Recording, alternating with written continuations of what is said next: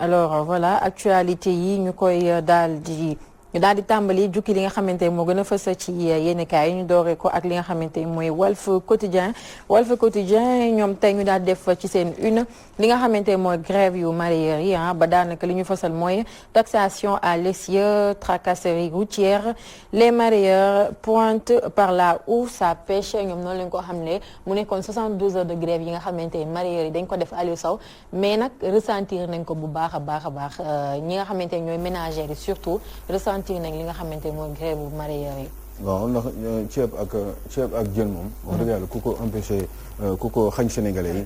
da nga leen di poser un problème mais on va y aller assez rapidement.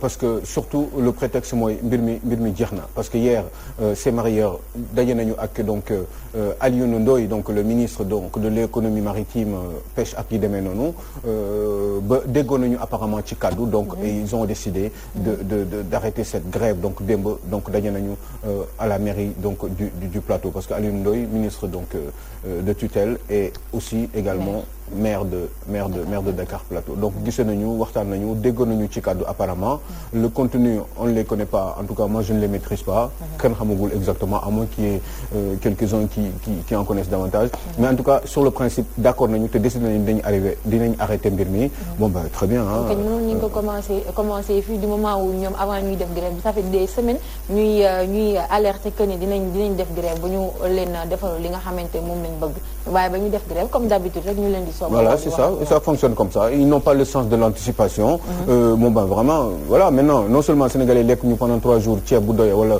enfin ceeb bu doy jën bu baax wala yu demee noonu mais aussi surtout le plus important mooy ils ont fait perdre donc de l'argent à l'économie de ce pays voilà et c'est dommage c'est très dommage voilà. Mais loolu rapidement la woon rek dañuy daal di dem ci li nga xamante mooy enquête ñoom ñu daal di def ci seen une inaudible fantomatique et absente des sujets d'actualité opposition anesthésiée mu mel ni nag jamono ji opposition bu Sénégal dafa mel ni dañ leen a gëlëmal wala sax dañ leen a nelawal ndax kenn dégguleen na ci dara dañoo toog rek croiser les bras. Finalement pour conclure que Dieu est grand mais Macky n'est pas petit il faut oser le dire Dieu est certainement grand sûrement mais Macky n'est pas petit parce que finalement depuis qu'il a eu à dire qu'il réduirait donc cette opposition à sa plus simple expression, ça voudrait dire que finalement le petit sale a bien assuré puisqu'il a tenu parole. La question c'est de savoir est-ce que du Macky Sall moo leen mën avec un challenger qui s'appellerait Ousmane Sonko puisque finalement ñaari opposants ñoo fi tenir kenn ki c'est un opposant retraité puisque tout le monde sait que ni politique pare na ci day tette ay doomam rek pour ñu avancer muy Abdoulaye Wade te bu fi jógee xëy na PDS sax dina tas rajax dinañ wax tas rajax wala toj rajax tas rajax yaa ngi dégg kon finalement Abdoulaye Wade mooy tette parti boobu alors kon kenn moo ci des muy Ousmane Sonko parce que boo xoolee ñi enquête bravo Mamadou Wane benn titraay boo xoolee li ñu def nii tey jii nii Idrissa Seck c'est qui d'autre rappelle-moi. Il y a Idrissa Seck, il y a Karim Wade, Khalifa Sall. Idrissa Seck bi waxoon ni moom bi muy tontu Ablaye Wade ci xaalis bi mu ko joxoon delloowu ko une grande partie mu ne da koy téye après plus tard dina ko jox nguuru Sénégal moom moo waxoon loolu am na fi. kon Idrissa Seck peut-être dafa diis torop ba mënatul yëngatu ndax xaalis bu bari daf lay diisal. xëy na loolu moo tax amatul jot pour lijjanti leneen. je rappelais hier que je ne sais pas où est-ce que Idrissa Seck a eu à travailler dans sa vie Assane boo ko xamee nga wax moom ci benn liggéey rek quoi benn liggéey boo xam ne fay nañ ko fa salaire. wala mu nekk sax consultant avec un bulletin de salaire. loolu musul am il a fait certainement des études après qu'est-ce qui se passe eh ben ñëw liggéey aux côtés d'Ablaye Wade jiital ko teg ko ci kanam il en a bien profité d'ailleurs puisque moo tax mu defar Thiès ba tënk Thiès à ce point-là. C'est le même cas avec Macky Sall à Fatick. Donc dañ leen di may doole moo taxoon ñu exister politiquement mais finalement ñoom bi ñu nekkee ci opposition bi ngay gis kenn rëcc na ci nag mooy président Macky Sall. mais xëy na lu yàlla tuddoon la aussi. mais Idrissa Seck gis ngeen kon fi mu mujj ba problème bi nga xam ne am na au niveau même de Rewmi de son parti politique. gis ngeen démb Yankhoba Seydi li mu wax par rapport à la gestion de ce parti am na ñu bari dem nañu mais mosuñu wax ñoom Thierno Bocoum et cetera ñu bari jóge nañu fa. ils ont un vice-président qui s'appelle Déthié Fall. donc Idrissa Seck waxatul te ñëpp gis nañ ni avec tout ce qui se passe intervenir wul benn yoon peut-être day xaar élection yi jegewaat pour mu mën a wax.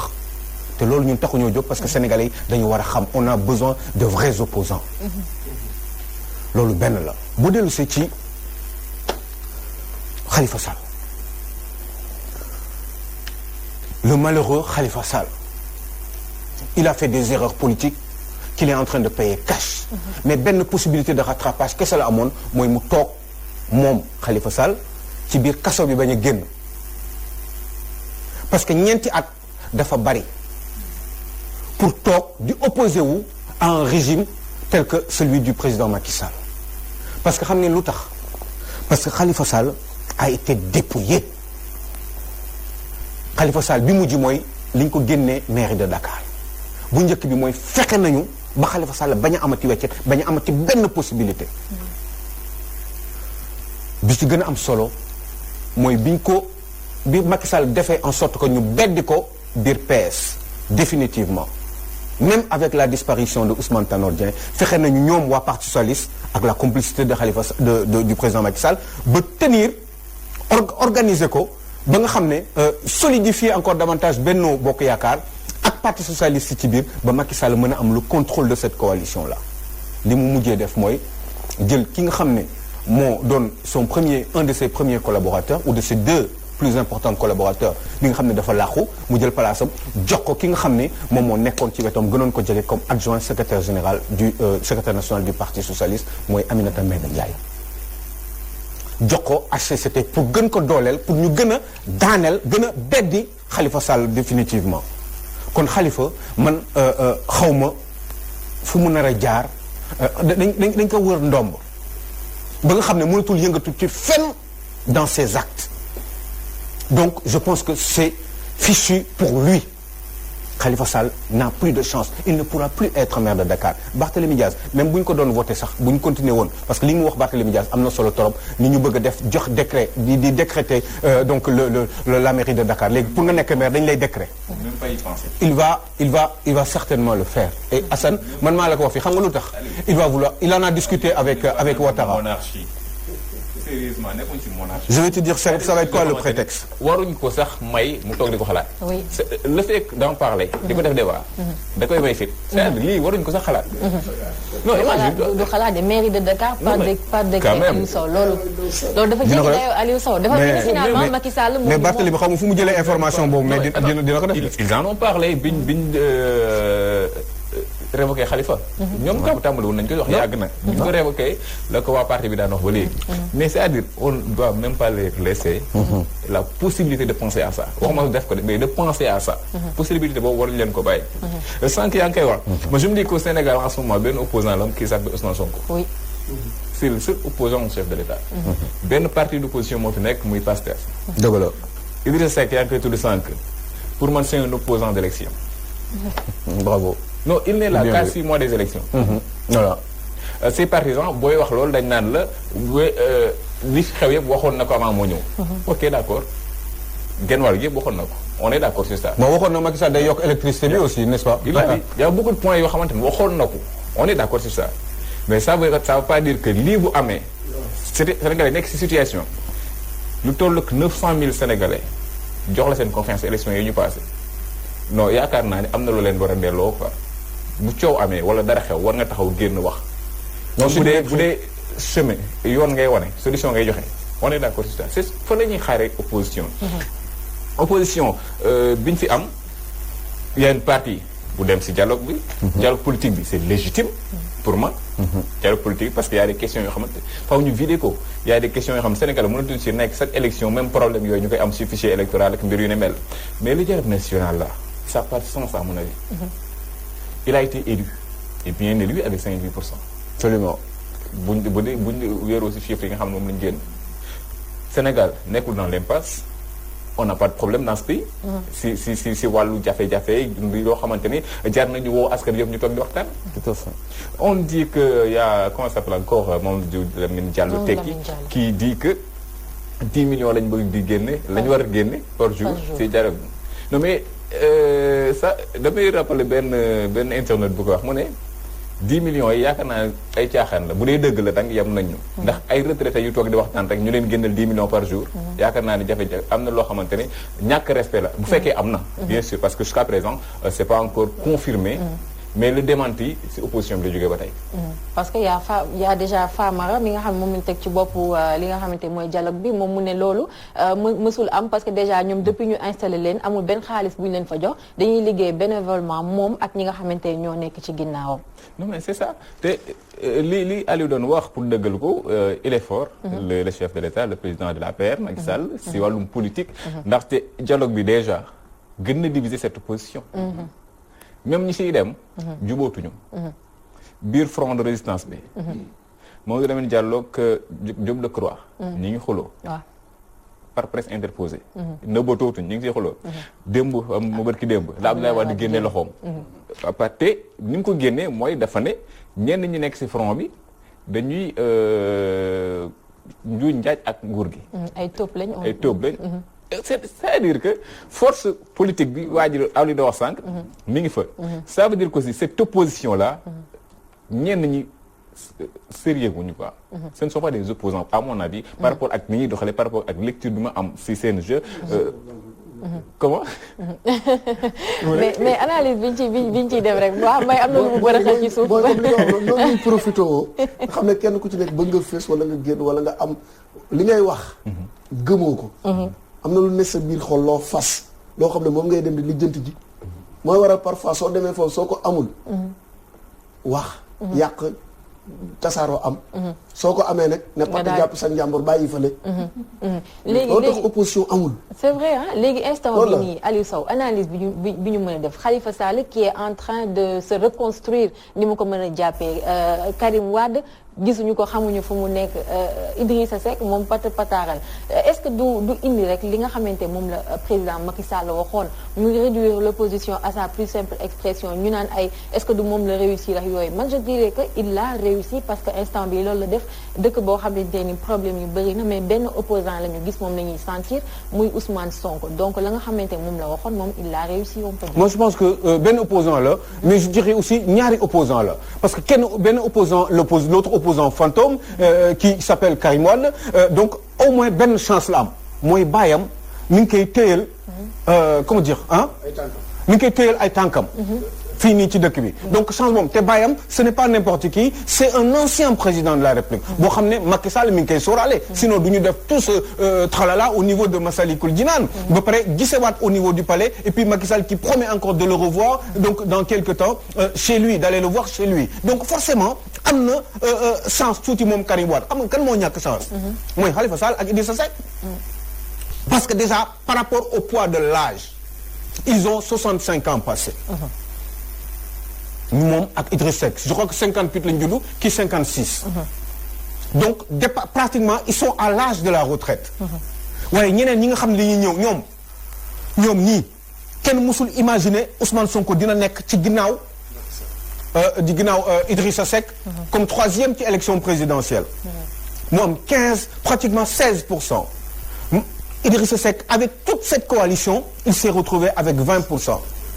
toute coalition gis ngeen ñi nekkoon ñëpp ak Idrissa Seck Ousmane Sonko pratiquement moom cung la tax nii ci Idrissa Seck donc je pense que ni ñaari opposants ñoo fi am Abdoulaye Wade ak Ousmane Sonko Abdoulaye Wade doomam lay téyel mbir mi te téye boobu mu ko téye ñi ci biir PDS ànd nañ ci en tout cas dans leur majorité kon xam naa ni Idrissa Karim Wade bés bu dellu see Sénégal day dellu si rek pour reprendre le flambeau assez rapidement avec certainement des moyens parce que rappelez-vous que Karim Wade ma ngi ci dëkku arabe yi te arab dañ ko xaw a sopp tuuti nag ndax xëy na peut-être xonqaay bi la te nuróo na ak ñoom torop. dañ ko sopp sax.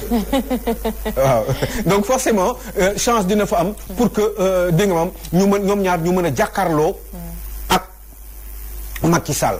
Bon, moi je dirais que ça ne sera pas facile hein, parce que aussi Abdoulaye Wade la Karim la c'est vrai que papa doom la mais ñoom ñaar ça fait deux li leen. ñiy jàppale Abdoulaye ñiy jàppale Karim Wade yëpp ak ñiy jàppale Abdoulaye Wade yëpp. c'est parce que dañu déggoo si ni kii war na mën a remplacer baayam. mais cofeel bi nit ñi am ci Abdoulaye Wade aussi nekkul ci Karim.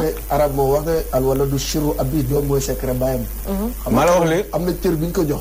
joxu nga ko pour Karim mais baayam a tax. waaw dëgg la mais ñu bari tamit cër bi ñu ko jox fii ci parti bi. waaw baayam a tax. te loolu day continuer. waaw soo gisee. ñi bañoon dem nañ. waaw relation bàyyi nañ relation yi arab yooyu amoon ak baayam. mais relation yi moom la lu wéyal ci doom ji rek. loolu moo tax tamit comme li Aliou wax lu am solo la. donc pour dire que ni rek en conclusion que ni opposition bi existé tout ñi ñuy wax opposants ce ne sont plus des opposants d'ailleurs ñoom ñoo nekk au niveau de la coalition de ce dialogue social bi ñoom ñoo fa nekk quoi. je le disais hier ay ñoom Mamadou Diop Decroix lan la ñuy tekki quoi. xam nga il pèse rien du tout Mamadou Diop Decroix il manque ëpp nit. yaa ngi dégg ça fait 40 ans qu'il est au pouvoir quoi ki façon pouvoir Mamadou Diop Decroix mooy ki nga xam ne moom moo trahir Landing Savané ci Ablaye Wade.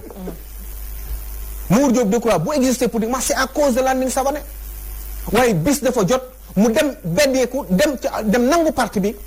nangu parti bi ànd jëf nangu ko ci Landing Savané ci la Landing Savané fay ba définitivement.